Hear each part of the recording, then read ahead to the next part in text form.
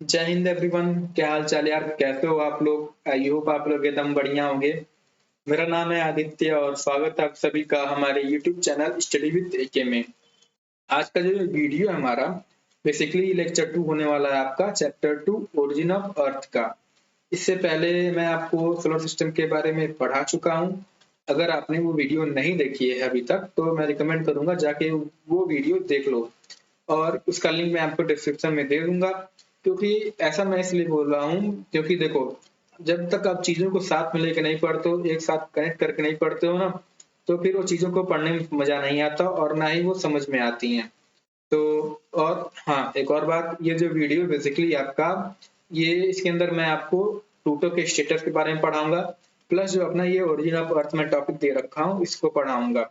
इसके अंदर बेसिकली आपका कुछ कॉन्सेप्ट दे रखा है, वो अभी मैं बता दूंगा। और अगर वीडियो ज्यादा लंबी नहीं खींचती गई ये वाली, तो मैं इसके अंदर आपको बेसिकली कांचचा क्या होते थे पढ़ा दूंगा।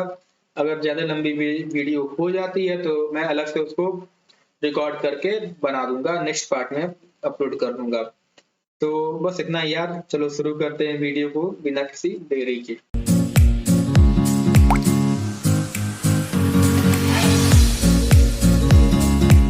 ठीक, तो देखो यार, स्टेटस ऑफ प्लूटो पढ़ाने से पहले मैं आपको एक छोटी क्विक रिवीजन कराना चाहता हूँ अपनी प्रीवियस क्लास की। तो अगर मैं बात करूँ सोलर सिस्टम की, तो ग्रुप ऑफ स्टार और प्लैनेट को हम सोलर सिस्टम कहते हैं। सोलर सिस्टम के अंदर बेसिकली आपके 8 प्लैनेट आते हैं और एक सन आता है, और उसके अलावा कुछ न्यूरस माइनर प्लैनेट आ जाते हैं जिन्हें हम स्टेरॉइड या प्लैनेटॉइड के नाम से जानते हैं।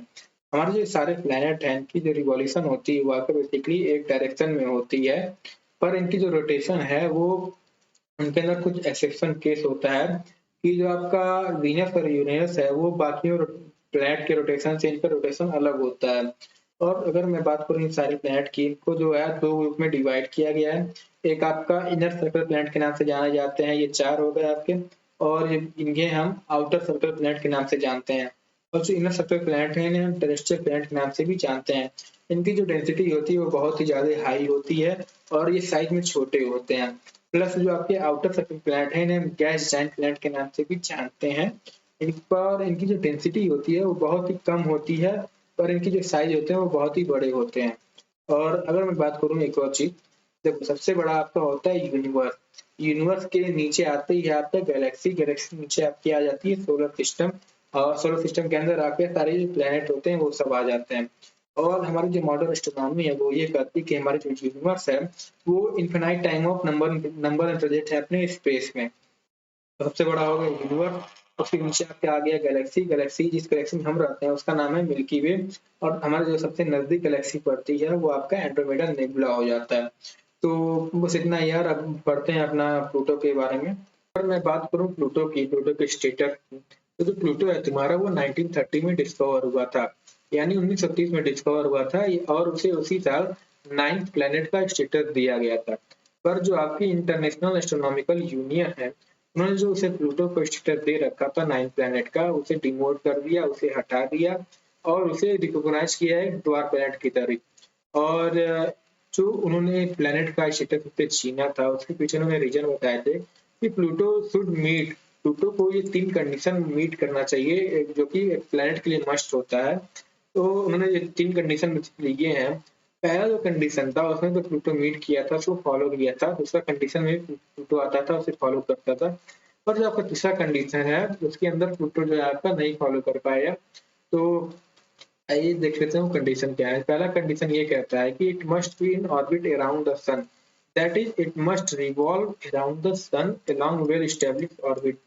यानी कि वो अपने खुद के ऑर्बिट में होना चाहिए और सन के अराउंड रिवॉल्व करना चाहिए। ये नहीं कि भैया अगर कल वो मन किया दूसरे प्लेनेट के ऑर्बिट में उठ के चले गए, ऐसा नहीं होना चाहिए। और अगर मैं बात करूं दूसरे कंडीशन की, तो वो ये है कि it must be so massive to be sphere under its own gravitational force. यानी कि वो इतना मासिव होना चाहिए कि अपने खुद के ग्रेविटेशनल फोर्स की वजह से वो एक स्पीयर के शेप में रहे, स्पीयर शेप में बना रहे। पर जो आपका तीसरा कंडीशन जिसको प्लूटो नहीं फॉलो कर पाया था वो ये था कि it must have clear the neighbourhood around its orbit, that is it must not intersect the orbit of other planet और सैटेलाइट इन द ऑर्बिट।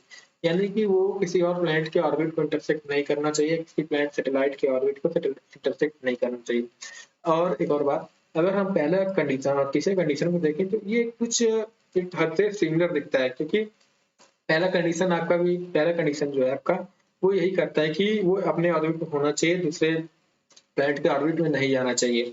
और तीसरा भी यही कहता है कि वो अपने ऑर्बिट में एक तरह से कहता है कि वो अपने ऑर्बिट में रहना चाहिए और वो किसी दूसरे प्लैनेट के ऑर्बिट को इंटरसेक्ट नहीं करना चाहिए। तो फिर बाद में आईयू ने जो है उन्होंने कहा कि क्लियरिंग द नेबरहुड, मतलब ये तीसरा कंडीशन का मतलब ये हुआ हमारा कि जो प्लैनेट है वो एक डोमिनेंट बॉडी होना चाहिए अपने ऑर्बिट में, to so that its interaction with other bodies either it may consume them or push them away with its force of gravity। यानी कि वो अपने क्या बोलते हैं, अपने ऑर्बिट में इतना मासिव होना चाहिए, एक डोमिनेंट बॉडी होना चाहिए, ताकि अगर किसी का इंटरेक्शन होता है किसी और बॉडीज के साथ, या तो उसे वो ढकेल दे या तो उसे कंज्यूम कर ले। पर ऐसा देखा गया प्लूटो के जो ऑर्बिट है उसके अंदर और भी उससे बड़े बड़े प्लैनेट अवेलेबल हैं, अगर उनका इंटरेक्शन होता है तो प्लूटो या उनको क्या बोलते हैं ना कंज्यूम नहीं कर सकता और ना ही ढकेल सकता है। तो इसलिए प्लूटो का स्टेटस जो था वो हटा दिया गया नाइन्थ प्लैनेट का। और प्रेजेंट टाइम में प्लूटो जो है आपका वो सेकंड लार्जेस्ट ड्वार्फ प्लैनेट है अपने सोलर सिस्टम में आफ्टर एरिस, यानी एरिस जो आपको फर्स्ट लार्जेस्ट ड्वार्फ प्लैनेट हो गया। और जो प्लूटो है आपको वो 10th लार्जेस्ट बॉडी है सन के अराउंड रिवॉल्व करने वाला। तो इतना आपका था प्लूटो के बारे में, खत्म होता है। अब हम जो मैंने जैसा कि मैंने बताया था ओरिजिन ऑफ अर्थ के बारे में कुछ जो शुरुआत के टॉपिक से वो देख लेते हैं। हाँ, तो अगर ओरिजिन ऑफ अर्थ की मैं बात करूँ, देखो जो शुरुआत में कई साइंटिस्टों और फिलोसफर ने टाइम समय समय पे अपनी कई थ्योरी निकालते रहे हैं, कई हाइपोथेसिस देते रहे हैं। पर ये जो सारे हाइपोथेसिस है, ये थ्योरीज हैं, ये जो मेजोरिटी साइंटिस्ट कम्युनिटी है उनके द्वारा अभी तक एक्सेप्ट नहीं किया गया।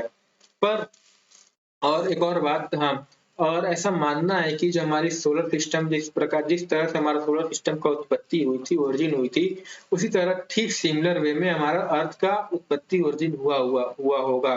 तो इसका मतलब ये हुआ कि जो जितनी भी थ्योरी या कॉन्सेप्ट सोलर सिस्टम के ओरिजिन के ऊपर बनती हैं वो सिमिलर, वो आपके अर्थ के ओरिजिन के ऊपर भी सेम अप्लाई होंगी। तो अगर हम बात करें ये जितने भी आपके व्यू और कॉन्सेप्ट हैं जो कि आपके अर्थ के ओरिजिन से रिलेटेड है, ये बेसिकली आपके दो ग्रुप में डिवाइड है। पहला आपका हो जाता है एक रिलीजियस कॉन्सेप्ट, दूसरा हो जाता है आपका साइंटिफिक कॉन्सेप्ट। अगर रिलीजियस की बात करें तो ये एक्सेप्ट नहीं किया जाता है आज प्रेजेंट टाइम के साइंटिफिक कम्युनिटी द्वारा, क्योंकि उनका ऐसा मानना है कि ये जो है ये लॉजिकल बेस्ड नहीं है और ना ही ये आपका साइंटिफिक बेस्ड है। और अगर मैं बात करूँ साइंटिफिक कॉन्सेप्ट की, इनको बेसिकली दो पार्ट में डिवाइड किया गया। एक साउंड प्रिंसिपल के आधार पर डिवाइड किया गया on the basis of sound principle, और ये आपका on the basis of number of heavenly bodies पे डिवाइड किया जो कि अपने सोलर सिस्टम में प्रेजेंट है।